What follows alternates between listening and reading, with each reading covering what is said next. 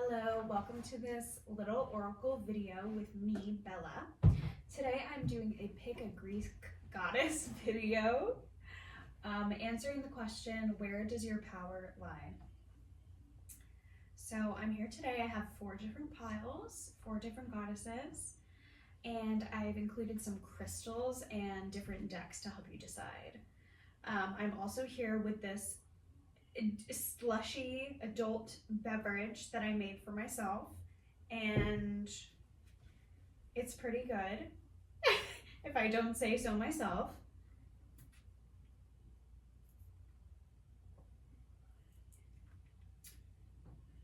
Yum. Dionysus has his drink right here with the acorn shaped Dalmatian Jasper. I was gonna light the candle. Oh, I have a lighter, so that's great. Okay. Now I'm gonna take you through the piles and then you can decide, and I'll see you there. So for our first goddess, we have Athena. Here she is holding some olives. And I have the tarot emblemata and this big chunk of blue kyanite. So if those resonate with you, feel free to pick them and I'll see you in the Athena pile.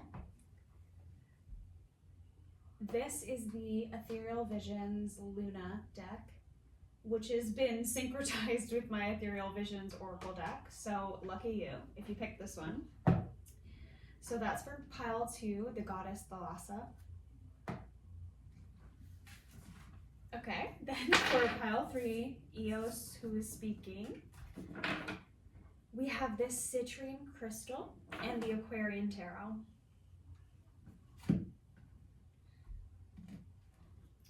Then for the final pile, we have this amethyst crystal and the Dr. Fox Tarot of the Drowning World deck for pile number 4, the goddess Hera. Okay, so choose wisely and I'll see you in your piles. Hello, pile number 1. If you chose the goddess Athena, then we're about to start the reading.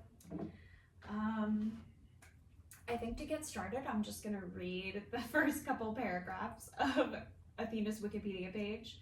I just think that'll center us into the reading. Very Athena of me. So Athena, or Athen, is often given the epithet Pallas, and an ancient Greek goddess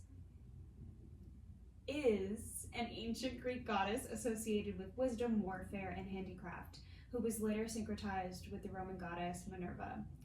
Athena was regarded as the patron and protectress of various cities across Greece, particularly the city of Athens, from which she most likely received her name. The Parthenon on the Acropolis of Athens is dedicated to her. Her major symbols include owls, olive trees, snakes, and the Gorgonian, which is funny, I'm actually wearing Medusa right now, so maybe this is my pile. In art, she is generally depicted wearing a helmet and holding a spear. From her origin as an Aegean palace goddess, Athena was closely associated with the city. She was well known as Polias, Poliokos, both derived from polis, meaning city-state. And her temples were usually located atop the fortified Acropolis in the central part of the city.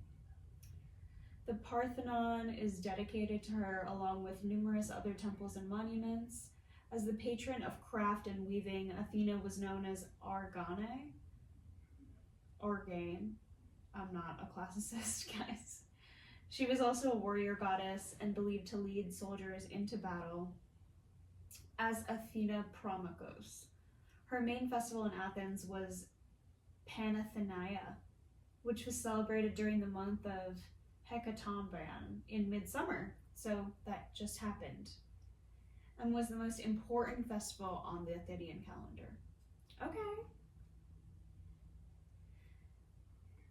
Okay, her animals are the owl, the serpent, and the horse. Her symbols are Aegeus,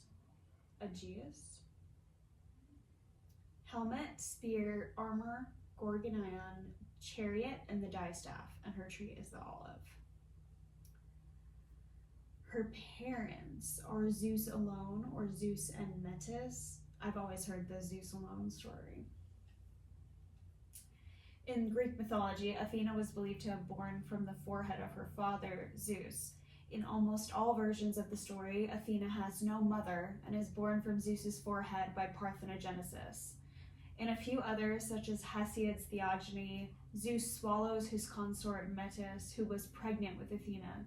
In this version, Athena is first born within Zeus and then escapes from his body through his forehead.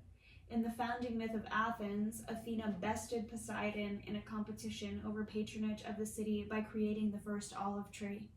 She was known as Athena Parthenos, Athena the Virgin. In one archaic Attic myth, Hephaestus tried and failed to rape her, resulting in Gaia giving birth to Erichthonius, an important Athenian founding hero Athena raised. She was the patron goddess of heroic behavior. She was believed to have aided the heroes Perseus, Heracles, Bellerophon, and Jason. Along with Aphrodite and Hera, Athena was one of the three goddesses whose feud resulted in the Trojan War.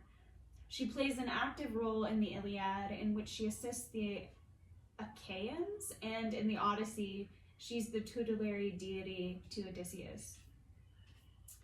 In the later writings of the Roman poet Ovid, Athena was said to have competed against the mortal Arachne in a weaving competition, afterward transforming Arachne into the first spider, and to have transformed Medusa into the Gorgon after witnessing the young woman being raped by Poseidon in the goddess's temple.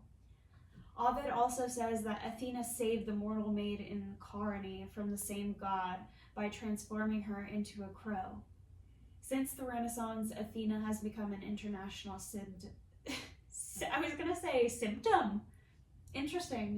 symbol of wisdom, the arts, and classical learning. Western artists and allegorists have often used Athena as a symbol of freedom and democracy. Okay, we are done with the reading. The read aloud, not the actual reading. Athena, Athena, Athena. Here I have her with these olives, or it's like to think of Athena as like the creator of the olive tree in the context of the last couple years is very powerful, I think, or it makes me want to pray to Athena that she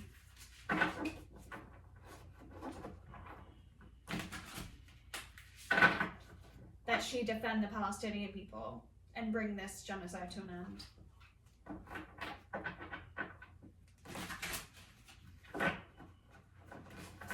Okay, here's our first card, the Ten of Swords.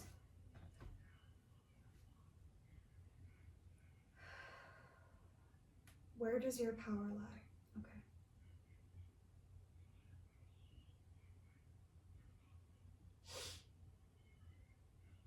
You're the finisher of things. You're the one who does the dirty work to bring the cycle to a close.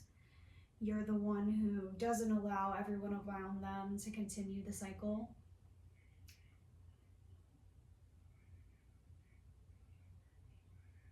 You are the one who will, destroy the toxic elements that need to be destroyed. I'll get to that.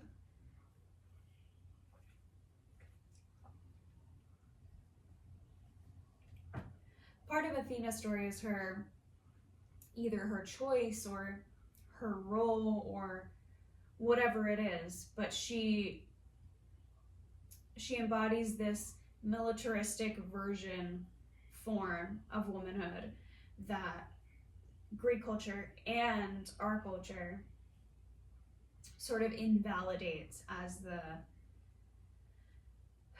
the lesser form of womanhood, It's sort of like it's a failure to be a soft person, or a failure to be a mother, or a failure to be all of these things. But what did this say here?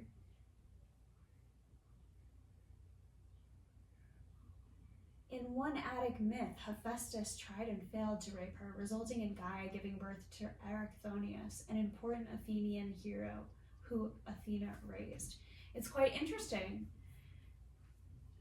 She still plays this role of like foster mother or mother, caretaker, while maintaining this sort of bodily separation. Okay, next card. The Star, brightness that cannot be harmed.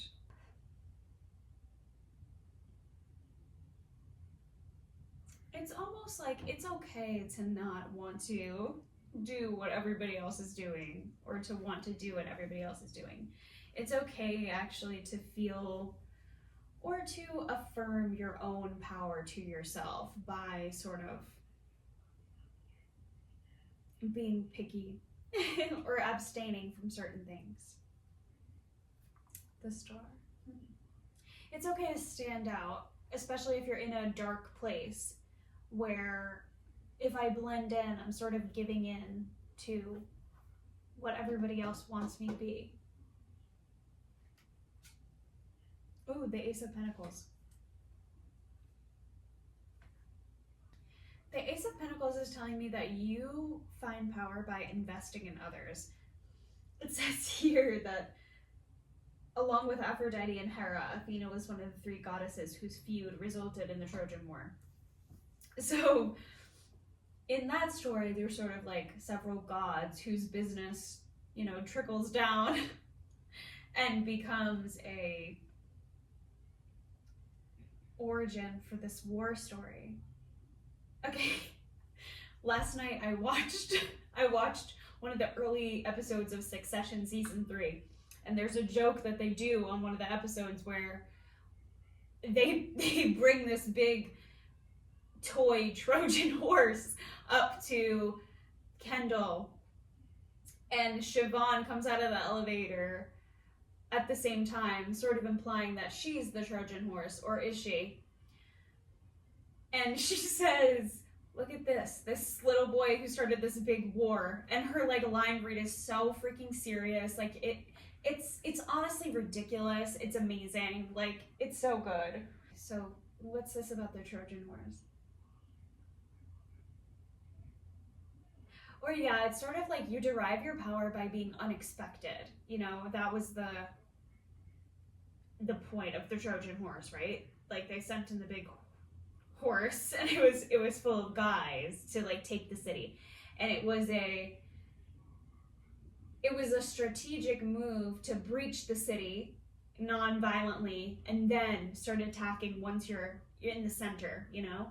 That way you don't have to fight through the outskirts to get to the heart of the matter. Okay, so it's saying something about getting to the heart of the matter. Okay, your power is in getting to the heart of the matter, in seeing things clearly. That's what I'm getting from the Star, and that's a quality of Athena. She's known to see things clearly. And I think it's because she's not afraid to see the ugliness of things, right? She sees the violence, she sees the war, so it puts things in perspective for her. Yeah. That's one of your strengths, seeing the long view, taking the bigger perspective. Or I was going to say taking the high road. Maybe that's something that you find yourself doing. Okay, I'm thinking again about Medusa, and it's sort of like Athena gifts Medusa with the mutation of being a Gorgon and the power of turning anyone who looks at her to stone. And it's sort of like a protective measure for Medusa, right? The Knight of Pentacles. Your power lies in consistency, keeping your eyes on the prize,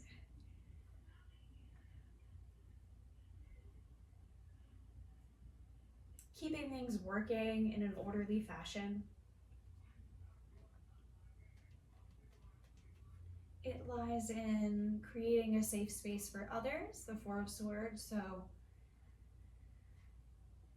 you provide others with a refuge for them to be their weaker self.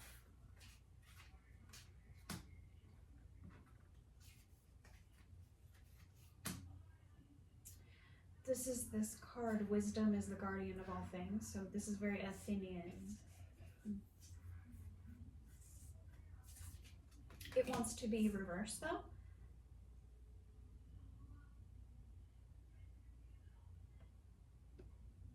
I think it's saying something like your power doesn't always come in the form of rebuffing. Sometimes it comes in the form of embracing another.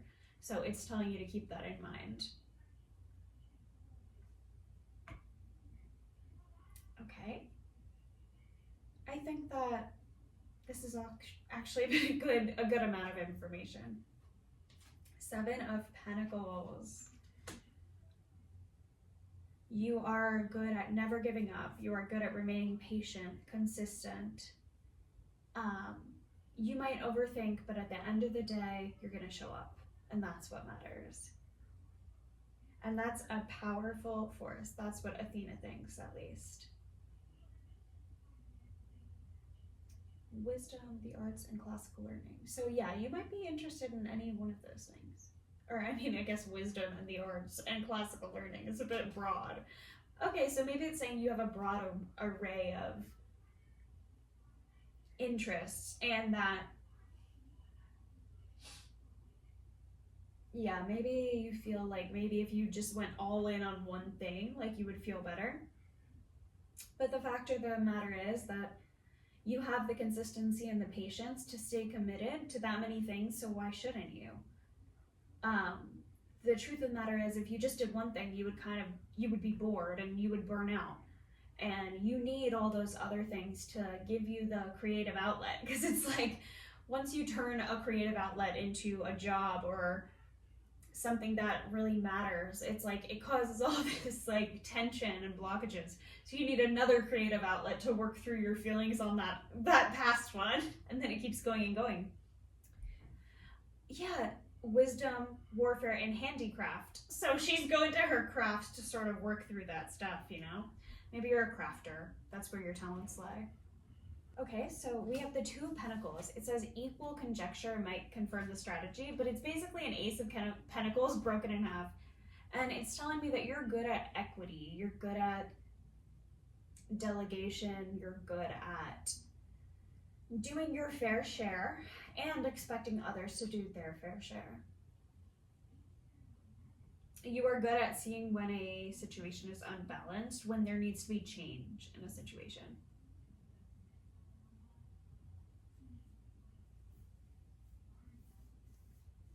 You don't rely on time to fix situations for you. You fix it yourself, and that is very powerful. Okay, I'm so glad if you picked this pile. I think it was great. I'm happy to be here. And if you feel drawn to another pile, feel free to go. If not, up to you. Your bottom back of the deck card is the 10 of Pentacles. So it's really talking about how you have all the consistency, all the skill, all the staying power that you need to have real long-term, like, grounded success. And I fully believe it, because I feel like Athena is like, she's immortal. Like she's just as important to us now. Like she is. We need her. Sister, we need you. Okay. Hopefully I'll see you in another pile. If not, please like, subscribe, comment. It helps me. And I'll see you next time. Thanks for coming. Hello, pile 2. If you picked the Greek goddess Thalassa and the rainbow fluorite in my ethereal visions tarot, welcome to your reading. I think I'm going to read this honestly quite short paragraph about Thalassa on Wikipedia, and then I will commence the tarot reading. So it says, Thalassa was the general word for sea and its divine female personification in Greek mythology. The word may have been of pre-Greek origin and is connected to the name of the Mesopotamian primordial sea goddess Tiamat. So that's really exciting to me. I'm kind of a Mesopotamian geek at the moment, so that was an unexpected happy surprise. Here I have this rainbow fluorite, and it's sort of connected to writing. And I've been doing this thought exercise lately, thinking about, in the tarot, we sort of think about writing, thinking words with the element of air and with the suit of swords. So I was thinking more that my experience is that words sort of feel more like water. They come close and they go away, and they're hard to capture the meaning of, and sometimes they just arrive and you don't know where they came from. Okay, here's our first card, the Four of Wands. Ooh. Where does your power lie? The Four of Wands. The Four of Wands, your power lies in creating a beautiful home, in creating a beautiful, harmonious experience for everyone involved. Your power lies in making people feel like they belong somewhere. Which I guess kind of is how the sea can make people feel. King of Wands. You're fast moving, you're passionate. You know where you want to go, like the sea.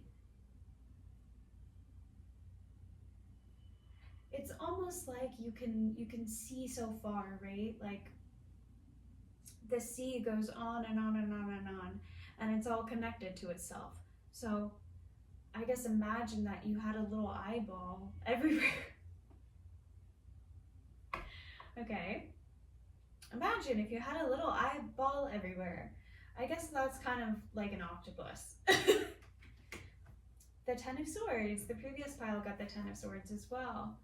I saw it as you're a breaker of chains. You're an ender of cycles, you know. Not even cycles, but curses. Long lasting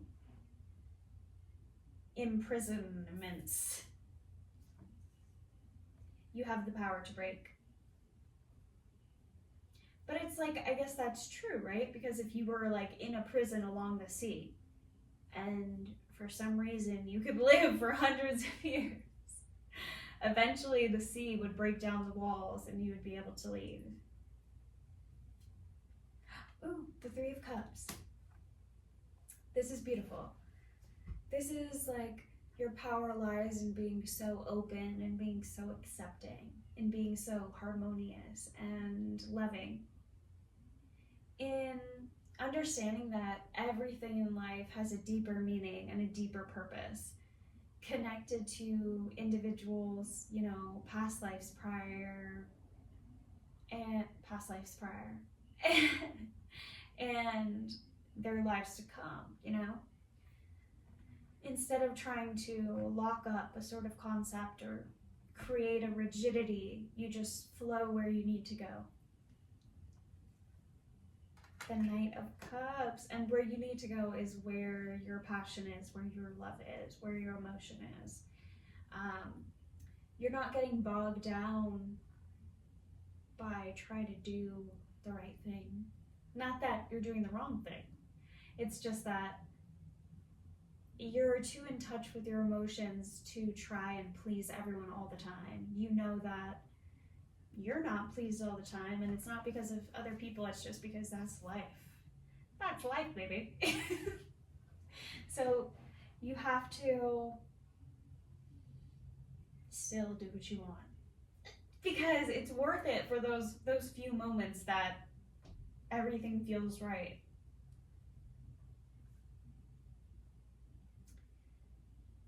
It's like you don't go too hard, right? I was swimming in the ocean yesterday, and it's like the wave crashes, then it recedes, it crests, then there's a baby wave, then it recedes. There's a rhythm to what you do. There's a method to your madness. Justice. Ooh. Yeah, it's almost like the wave. It's like it's crashing, it's overwhelming, it's happening, and then it recedes. It gives you a minute to process. It gives you a minute. That's fair, right? That's fair.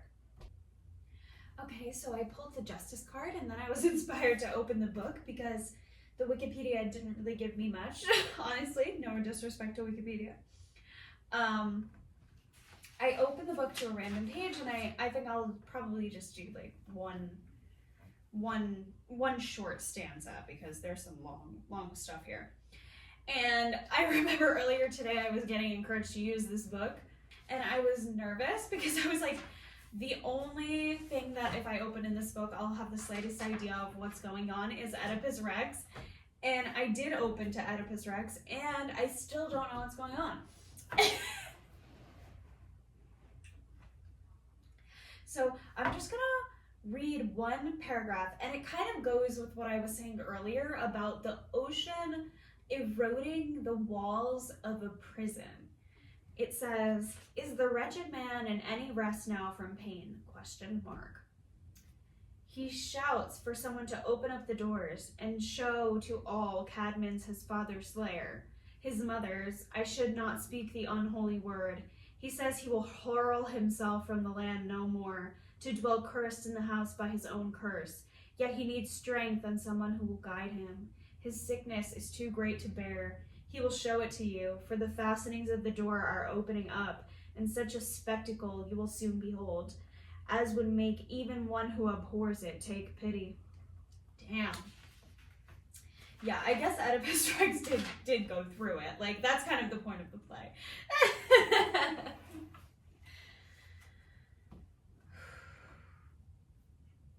I like what it's saying, though. It's kind of going back to the Ten of Swords. It's saying justice. Like, you can't answer for some of the worst things that have happened unless you're willing to say what it is, unless you're willing to deal with it. And this is saying I am. Not only am I relieved, because I want to release the suffering of the person imprisoned. Okay, Two of Swords. What does this mean? You're making a choice. The gift. And the Page of Pentacles. Okay, you're choosing between an ethereal and a material option. And Thalassa is telling you where your power lies to guide you in this decision. Tell me more. The Knight of Swords, the Sun Bearer, and the Hierophant. You're fast approaching some sort of primordial authority that lives inside of you. Tell me more.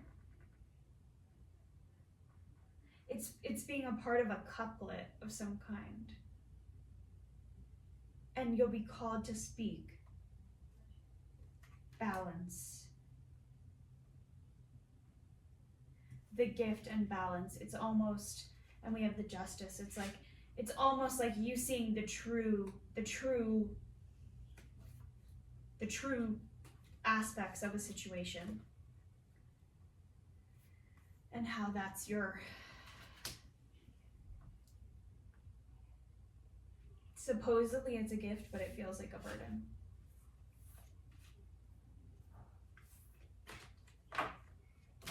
Why must you bring balance?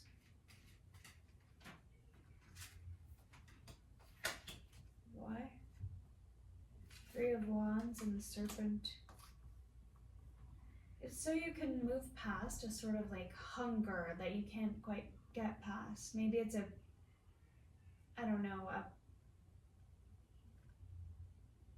masochistic habit you've been trying to kick. It's saying it has something to do with a deeper imbalance or a deeper unfairness in your life. And that hopefully once you deal with that, like, there'll be some relief when it comes to whatever this relentless habit. It also has to do with the waiting, though. The Fawn and the King of Cups.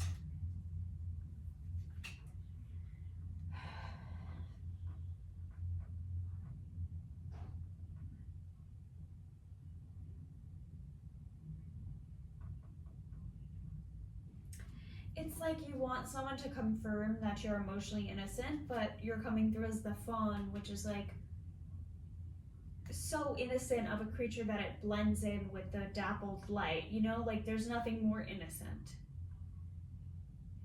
So that's okay. Or feel that and release the rest of it. That's what it's saying. Okay, I hope this resonated in some ways, and maybe I'll see you in another pile. And hopefully I'll definitely see you in the next video. Please like, subscribe, comment. It helps me. Okay, bye-bye. Hello. Welcome to pile 3, Eos. I'm giving up on the Eos Wikipedia entry, and I'm just gonna go with the tarot. The Spirit of the Dawn.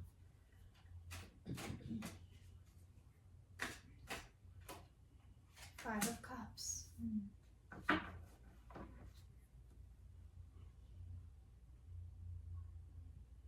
It's like the Spirit of the Dawn is the loss of the night, you know.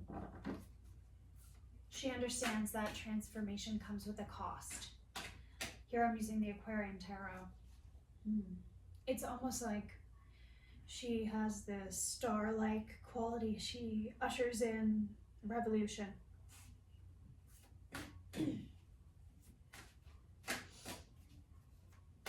She processes grief.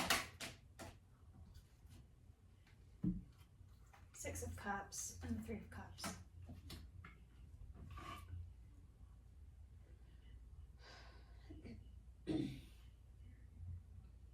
It's almost like she combines the past and the future into the infinite helix of the present. Temperance. She pours from one cup into another. She creates something from its opposite.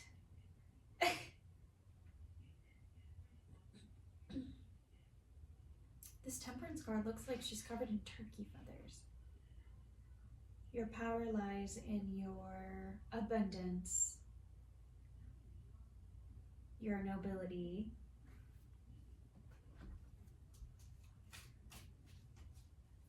I remember one day I came into this cemetery that I used to take walks in, and there was like at least 7 turkeys there, like wild turkeys. And I was like, the Turkey Council is having a meeting. Like, they had some stuff going on. We have the Star, the 8 of Pentacles, the King of Wands, and the 4 of Cups. Okay, this is beautiful. This is saying that your power lies in your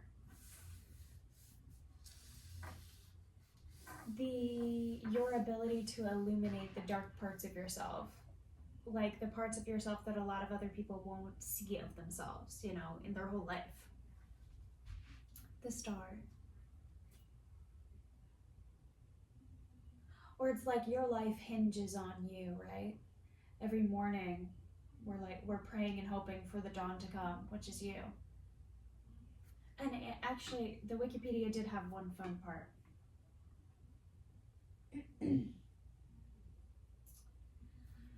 Eos's characterization as a love-struck sexual being who took many lovers is directly inherited from her PIE, Proto-Indo-European precursor. A common and widespread theme among House Sosa's descendants is their reluctance to bring the light of the new day. Eos and Aurora is sometimes seen as unwilling to leave her bed in the morning, while Ushas is punished by Indra for attempting to forestall the day, and the Latvian Asuklis was said to be locked up in a golden chamber so she could not always rise in the morning.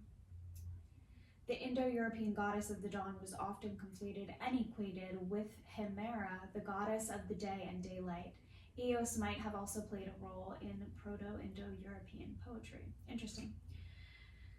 It's interesting because she's speaking to me about Inanna as the morning star, or just as the wheel on which our life turns. I don't know what else to say. The Star, the 8 of Pentacles. Where does your power lie? You know what matters. You know what to put your efforts towards. You know. You don't want to do labor that disgraces you. Or like, don't want to hand your labor over to someone who will disgrace you. The King of Wands and the Four of Cups. People are realizing that your power actually lies in rejecting certain opportunities because they don't align with your higher vision. The Queen of Pentacles, yeah. You don't want to take a certain opportunity out of fear. People think that you're looking down because you're sort of lost in the past and too apathic or not jolly to be fully present. But the fact of the matter is you're sort of lost in your head to think of, how do I combine the elements of my material success and my intuitive, passionate drive? Death. Ooh. Yeah, it's almost like people are undergoing a transformation when it comes to seeing you as someone who lets opportunities pass them by. They're almost saying, oh, like,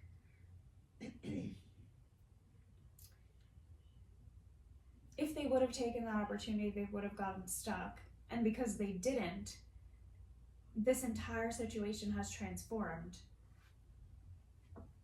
Nine of Cups into exactly what they were looking for. That's wild. It's almost seeing like, it's almost saying that people are seeing your non-action in a whole different light. They're seeing it as you waiting for the perfect moment, not as you letting something pass you by. Wow.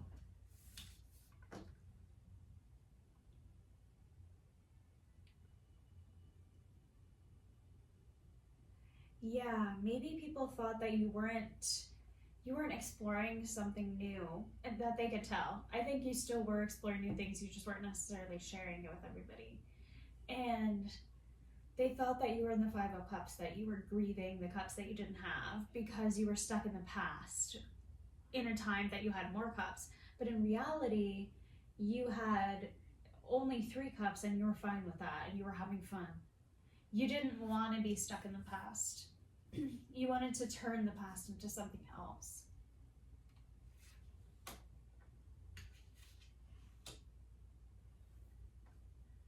It's the Hierophant, and I slowly turned it around. So maybe that's like what people are seeing, like you've slowly turned a situation around entirely.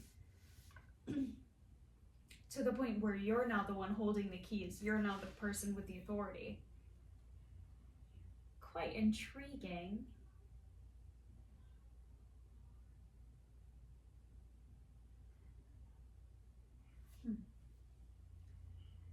Let me read this. Each day she drives her 2-horse chariot, heralding the breaking of the new day and her brother's arrival. Thus, her most common epithet of the goddess in Homeric epics is rhododactylos, or rosy-fingered, a reference to the sky's colors at dawn, and Erigenia, early born.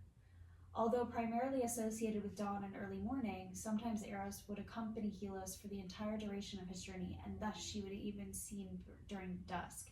That's kind of the part that's giving me a Nana, because she represents the morning and the evening star.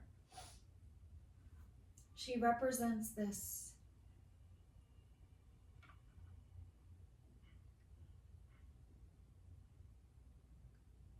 opening and closing. You have the Empress, the Four of Wands, and the Lovers. Okay.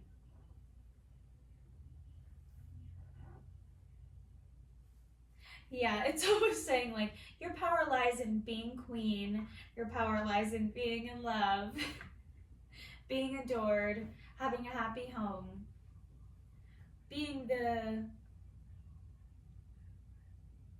empress of your own existence, you know?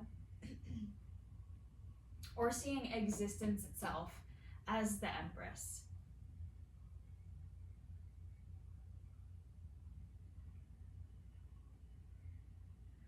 Also, it's talking to me about seeing yourself as creation itself, as the empress.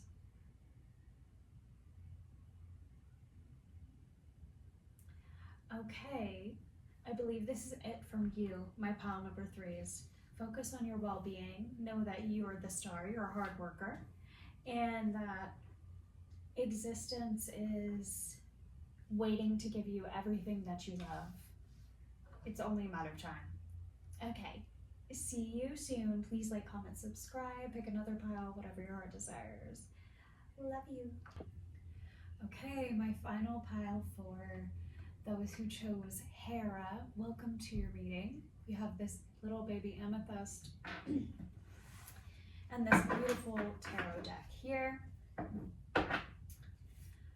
First things first, I'm going to read a little bit from Hera's Wikipedia page because this one is quite helpful. Okay. In ancient Greek religion, Hera is the goddess of marriage, women, and family, and the protector of women during childbirth. In Greek mythology, she's the queen of the 12 Olympians and Mount Olympus, sister and wife of Zeus, and daughter of the Titans Kronos and Rhea.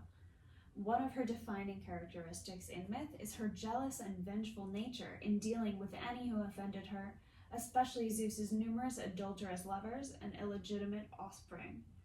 Her iconography usually presents her as a dignified matronly figure, upright or enthroned, crowned with polos or diadem, sometimes veiled as a married woman. She is the patron goddess of lawful marriage, presides over weddings, blesses and legalizes marital unions, and protects women from harm during childbirth. Her sacred animals include the cow, cuckoo, and peacock. She is sometimes shown holding a pomegranate as the emblem of immortality. Okay, so when I was looking at Hera earlier, she's the only one of these ladies that I made sort of looking off to the side. And it sort of has me seeing her as a sort of like savvy, scheming, almost business-like woman. Like she's giving me boss energy. Also, I happened to put her photo on the same that I put the link where I made the little figures. So it's almost like there's something about her demanding credit.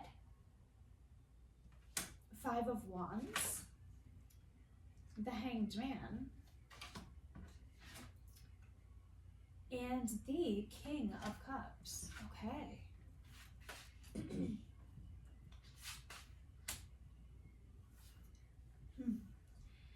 It's almost like there's this beauty of having this very inner conflict, the 5 of Wands, a lot of inner fighting, indecisiveness, self-sabotage, and sort of going into a hibernation state, the Hanged Man. So you can see from the inverted point of view. It's kind of like what I said, like she's looking to the side, she's a different perspective. She's not looking straight down the barrel. Okay, the King of Cups.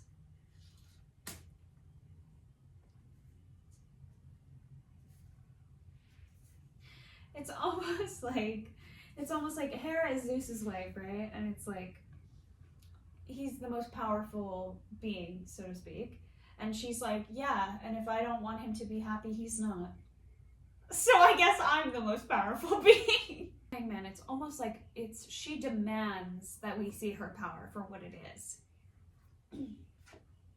Oh, this is the table of contents. So it's like, yeah, she wants her credit. She wants her producer credit. She wants her writing credit. Hera is an executive producer. Hera directed the episode. Okay, I'm thinking about this because I watched the show Mythic Quest on Apple TV, and one of the characters in the show, Poppy, her and the other guy, they separate, and he makes his game, which he calls Zeus, and she makes her game, which she calls Hera. It's quite interesting. It's almost speaking to me about Hera and maybe you sort of being in a male-saturated environment and having to hold your own in that situation. It's almost interesting. It is interesting because we had a conversation earlier about Athena, who is Zeus's, his child, right? She's born of his forehead. And it makes me think of Hera, who I think she had a child on her own as well. I think Hephaestus is her child that she had. It's so intriguing. She doesn't like Zeus to get to do something that she can't also do, which reminds me of Poppy in the television show. She sort of has a similar situation. And she's always fighting to have people see her power and her role for what it is, because I guess Hera is also sort of thinking, like Poppy is in that show, like, this guy is kind of just the ideas guy. Like, if he didn't have me, like, none of it would really be here. I suppose Athena. She's like, not even. Okay, hilarious. Keep going. L'Etoile, the star.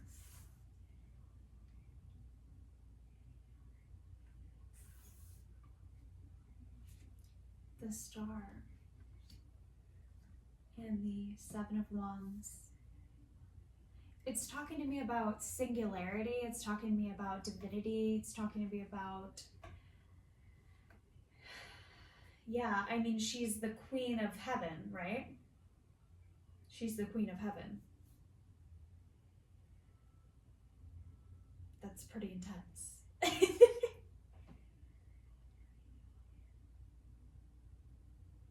Yet she looks so good-natured in this and relaxed, in my opinion.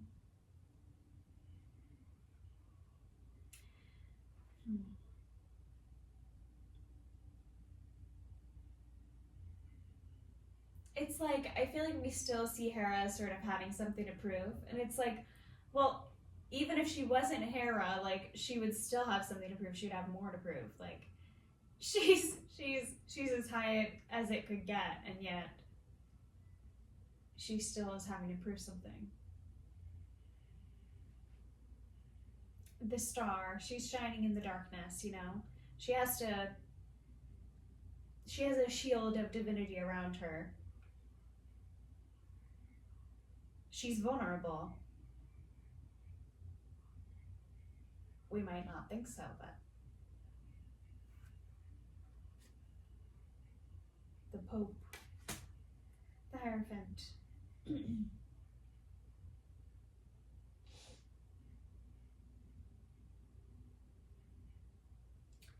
Yeah, it's almost like I'm thinking about her presiding over marriage and like, wow, what a fragile thing to preside over, huh? Marriage, women, marital harmony, protector of women during childbirth. These are like, these are gambles. Like,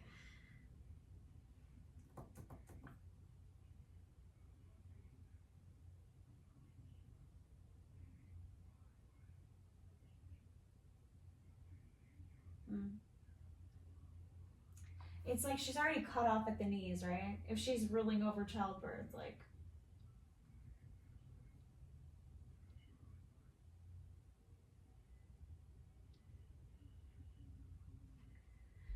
It's just such risky business. The Hierophant in reverse, okay. Yeah, it's like being denied authority. Like, how do you reclaim it? How do you reclaim it? That's your power. Four of Cups.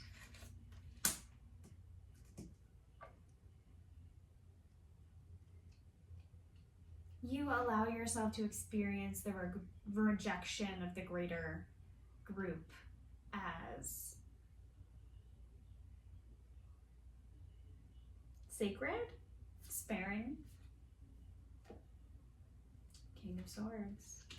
Just, truthful. It's almost a relief that others are seeing you clearly.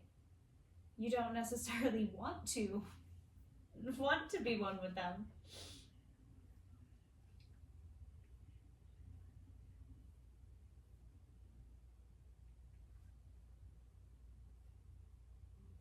Yeah, look at this. Goddess of marriage and bride, consort of Zeus, founder and protector, earth and fertility goddess, goddess of the hymns, warlike character, Like, there's a lot going on with this. There's a lot going on, sister. You're a multifaceted being. King of Wands, Temperance, Ace of Swords, and the Four of Swords.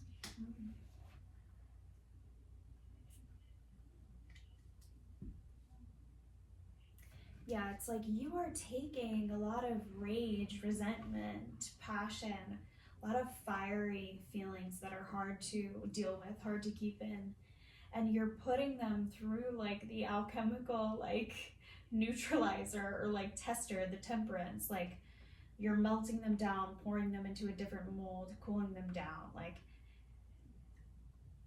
you're turning them into something that is powerful. The Ace of Swords, your own truth, the truth. You are cutting deep, cutting to the center. And it's like, once you do, like, it almost gives me the energy of like a sacrifice, of like or once the blood flows, like there's this feeling of relief. Explain this? L'oeuvre, the dreamer. Six of Wands. Victory.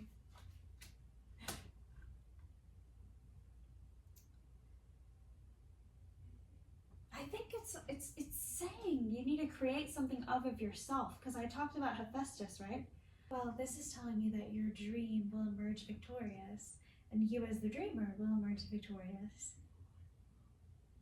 I find it quite beautiful, but I almost feel as though Hera is here to bless a union of some kind, whether it be an inner union of alchemy or an outer sacred union. So, I wish you luck. So does she.